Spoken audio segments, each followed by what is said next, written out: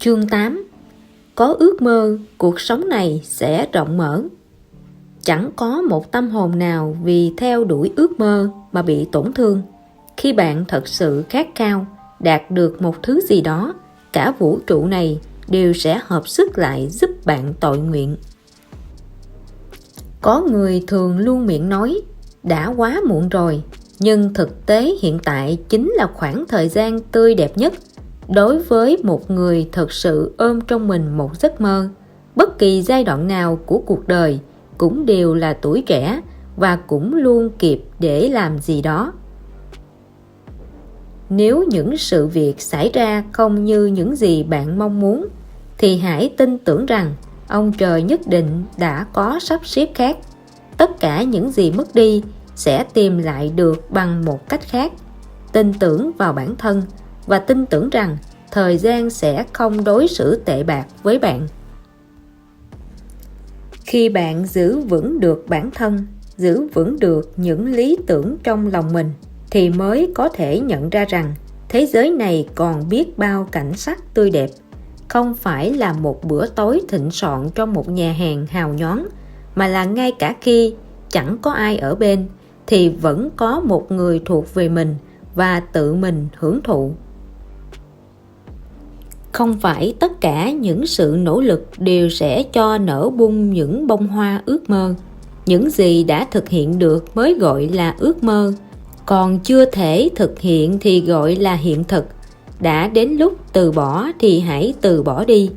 Những ước mơ không thể thực hiện không có gì đáng xấu hổ. Chỉ là số phận đang nói với chúng ta rằng phía trước mắt ta còn nhiều con đường khác, và cũng đã đến lúc thay đổi lộ trình rồi. Thất bại rồi thì quay lại điểm xuất phát để làm lại từ đầu. Chỉ có vậy mà thôi. Cuộc sống của mỗi người tựa như một con thuyền, còn ước mơ chính là cánh buồm của con thuyền đó. Cô đơn là một hành trình không có người sát cánh chung vai, là một bầu trời đêm không có ánh sao, và là một thời kỳ chẳng có tiếng nhạc.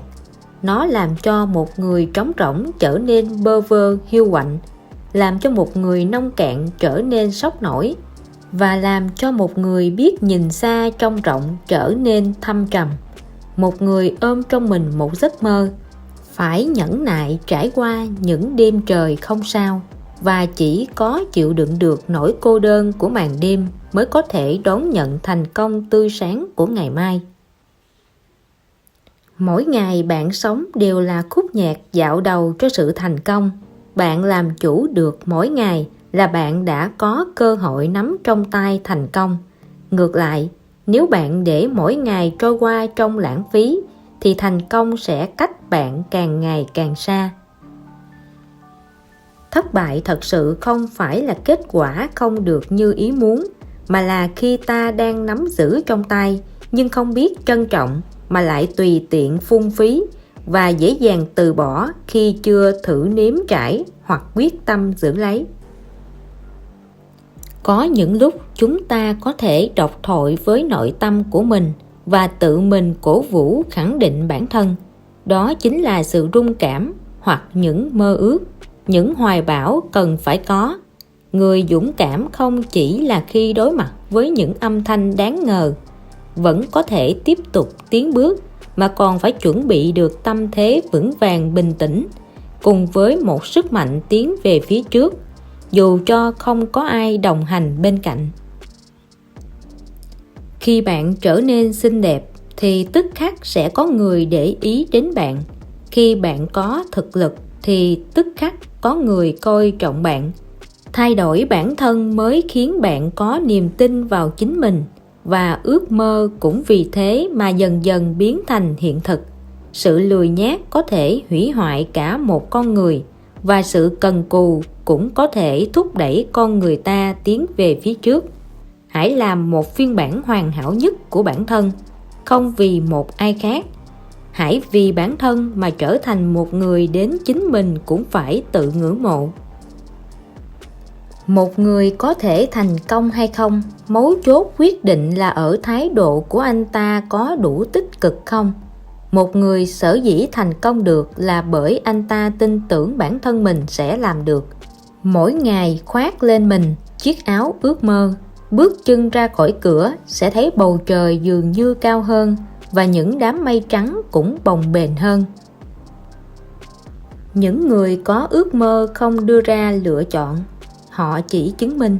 Vì thế, khi bạn còn trẻ, có thể phạm sai lầm, cũng có thể gục ngã, nhưng tuyệt đối đừng tự hoài nghi bản thân, cũng đừng từ bỏ ước mơ. Hãy đi những nơi mình muốn đi và làm những điều mình muốn làm, không chần chừ, không lưỡng lự. Có ước mơ thì hãy hành động luôn đi, đừng chần chừ do dự nữa. Đừng để bạn ngày mai mà phải ghét bỏ chính bạn ngày hôm nay. Điều đáng sợ nhất không phải bạn không đủ năng lực, mà là những người thông minh hơn bạn còn nỗ lực hơn bạn. Đừng vì không nhìn thấy ánh mặt trời mà tưởng rằng mùa xuân chưa đến. Đừng vì hôm nay thấy tiếng đàn tiếng hát mà từ bỏ mục tiêu mình theo đuổi. Đừng vì không có tiếng vỗ tay cổ vũ mà mạnh đánh mất đi lý tưởng của bản thân. Thật ra, mỗi lối đi về phía ánh hào quang luôn gặp phải những thử thách. Con đường dẫn đến lý tưởng đều đong đầy những mồ hôi, nước mắt và khó khăn.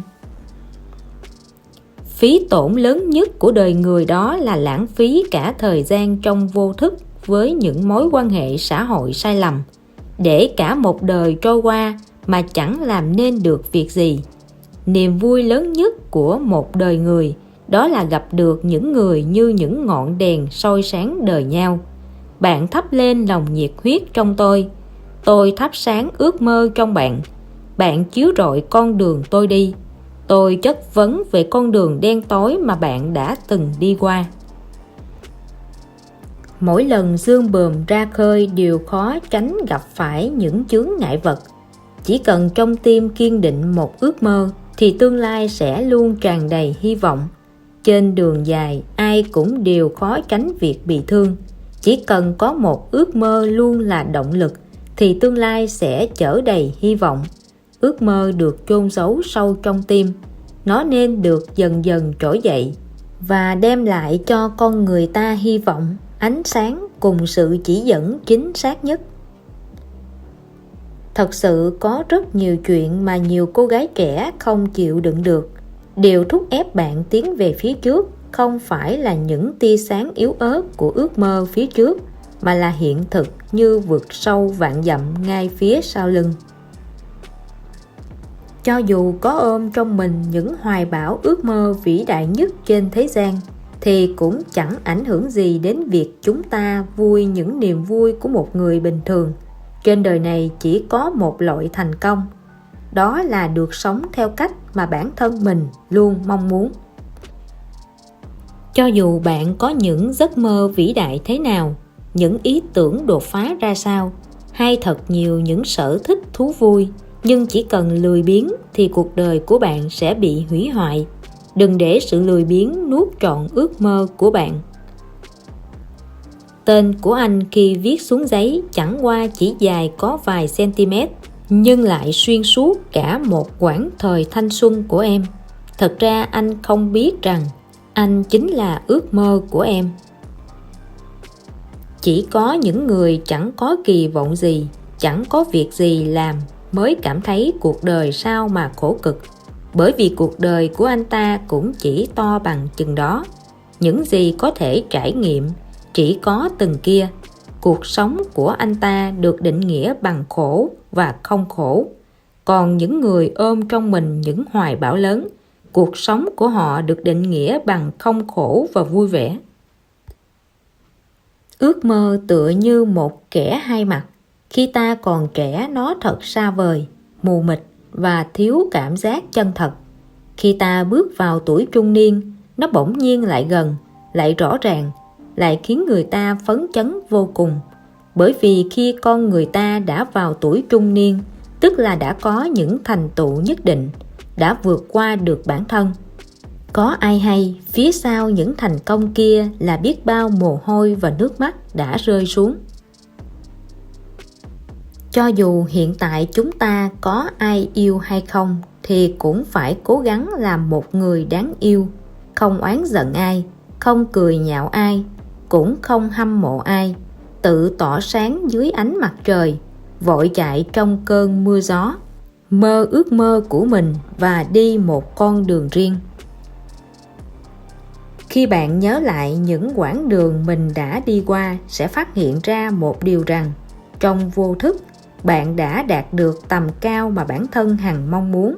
Bản thân bạn bây giờ chính là người mà khi còn trẻ đã từng khát khao trở thành. Không tiền, không kinh nghiệm, không lai lịch, không quan hệ xã hội, những điều này không đáng sợ. Không có tiền thì có thể cần cù lao động để kiếm lại. Không có kinh nghiệm thì có thông qua thực tiễn để tổng kết. Không có lai lịch, có thể dần dần tích lũy. Không có các mối quan hệ xã hội có thể từng chút xây dựng lên.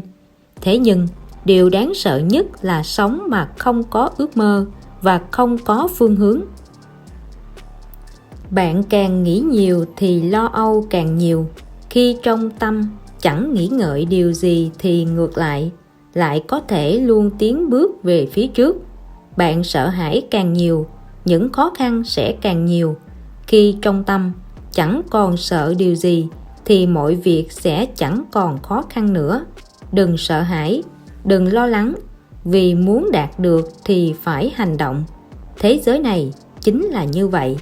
Khi bạn không dám thực hiện ước mơ thì ước mơ sẽ càng xa vời.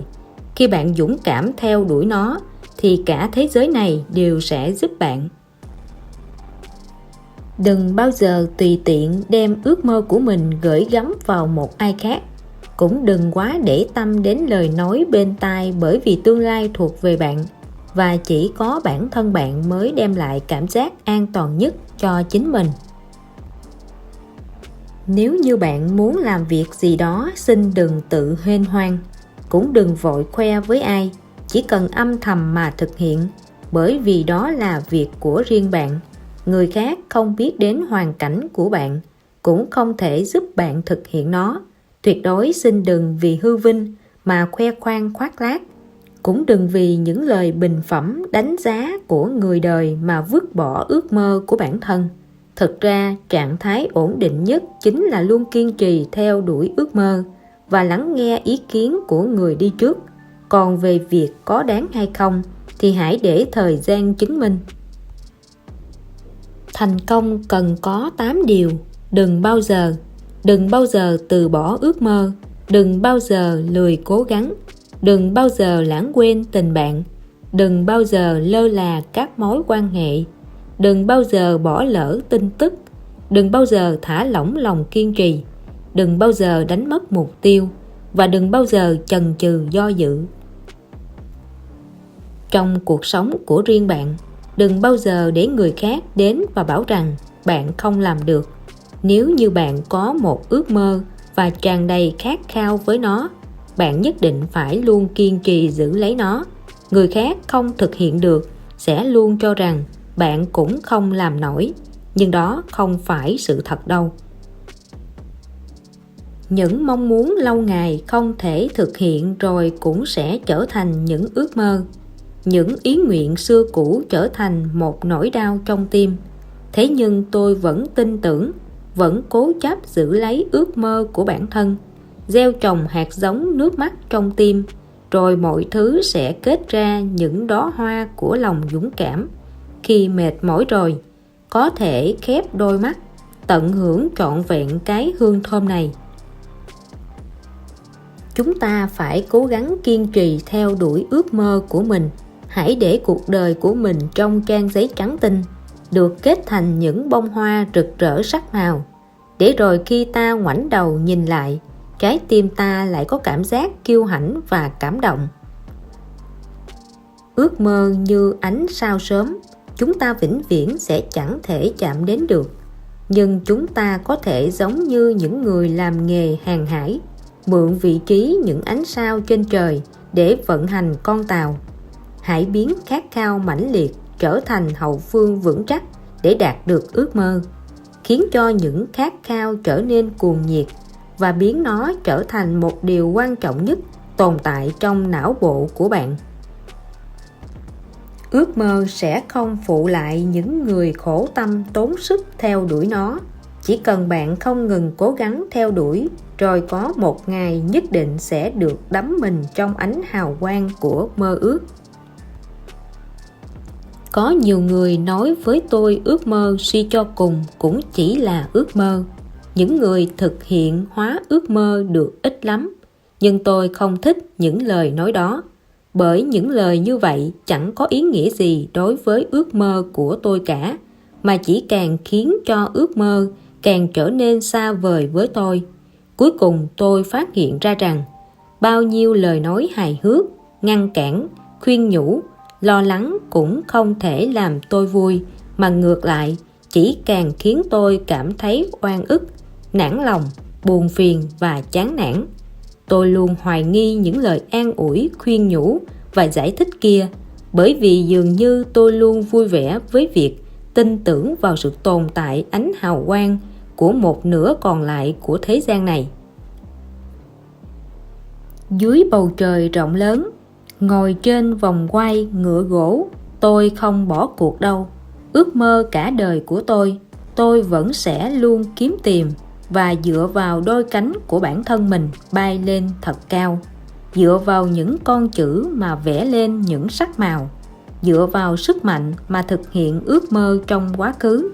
Thế giới của tôi đã từng là một đống vụn vỡ, đổi lại thế giới hiện tại của tôi tràn đầy ánh mặt trời tươi sáng. Hy vọng bản thân nó vốn chẳng có gì, nhưng đồng thời bạn có thể hy vọng bất cứ điều gì. Cũng giống như những con đường, thực ra trên đời này làm gì có đường, người ta đi mãi rồi cũng thành đường thôi. Có ước mơ thì phải không ngừng cố gắng theo đuổi. Có như vậy, ước mơ mới có thể thành sự thật.